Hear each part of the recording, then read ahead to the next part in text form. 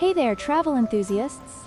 Buckle up because we're about to embark on a whirlwind adventure through the dazzling cities of Osaka and Kyoto.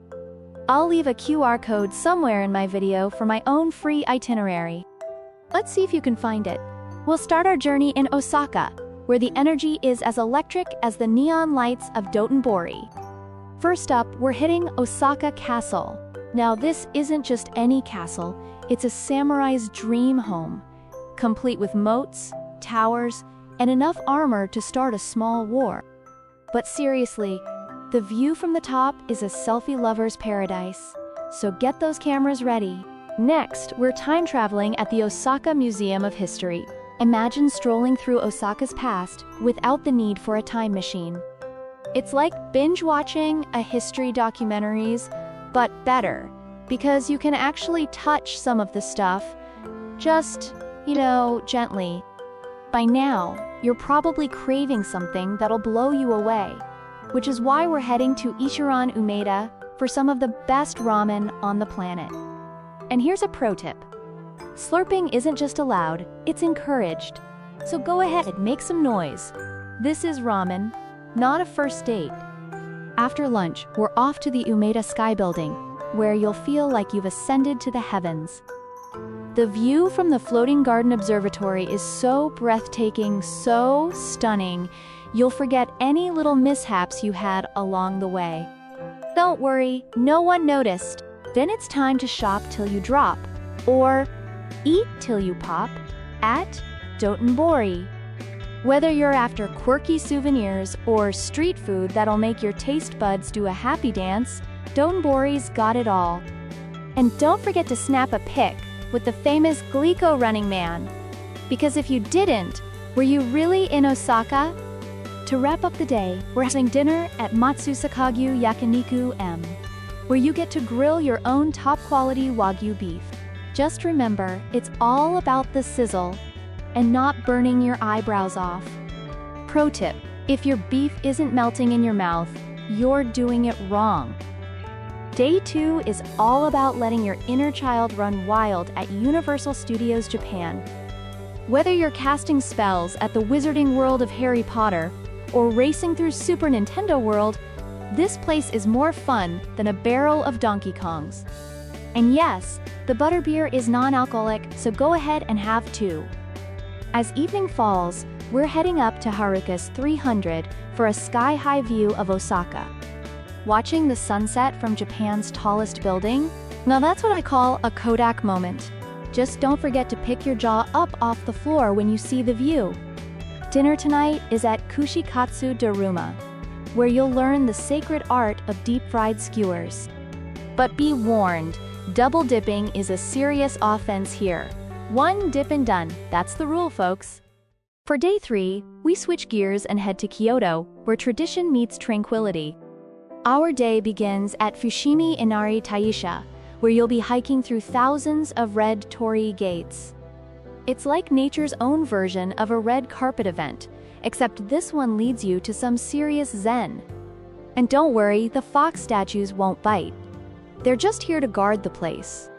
Next up, we're diving into the heart of Kyoto's food scene at Nishiki Market. It's like a candy store for food lovers, but instead of sweets, it's all about matcha and local delights.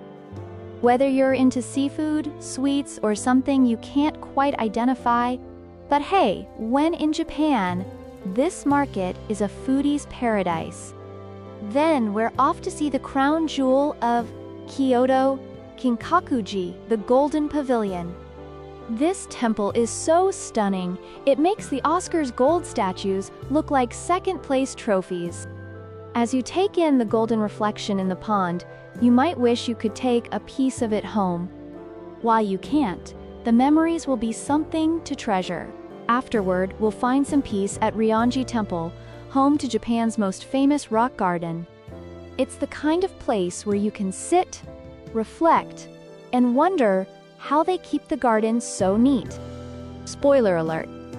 It's all about patience and a really good rake. In the late afternoon, we'll visit Nijo Castle, where you can tiptoe across the famous nightingale floors. These floors chirp with every step, a clever ancient alarm system that also doubles as a delightful musical experience. Just try not to dance your way through, unless you're ready to go viral on TikTok. Dinner tonight is at Kyo no Yakiniku Dokoro Hiro Senbon Sanjo Hanten, where you'll indulge in a mouth-watering yakiniku feast. The flavors of Kyoto come to life in a setting that's straight out of a fairy tale. Just don't get too distracted by the ambiance. Your meal deserves your full attention. On day 4, we escape the city's hustle and head to the Arashiyama Bamboo Grove.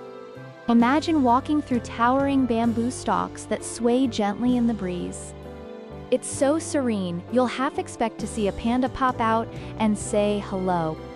Afterward, we'll recharge with a soba lunch at Arashiyama Yoshimura, where the noodles are as handcrafted as the view is breathtaking. Then, we'll explore Tenryuji Temple and its stunning gardens, followed by a scenic ride on the Sagano Romantic Train. This train ride is so picturesque, it might just inspire you to jot down a few poetic lines, or at least take a few dozen photos.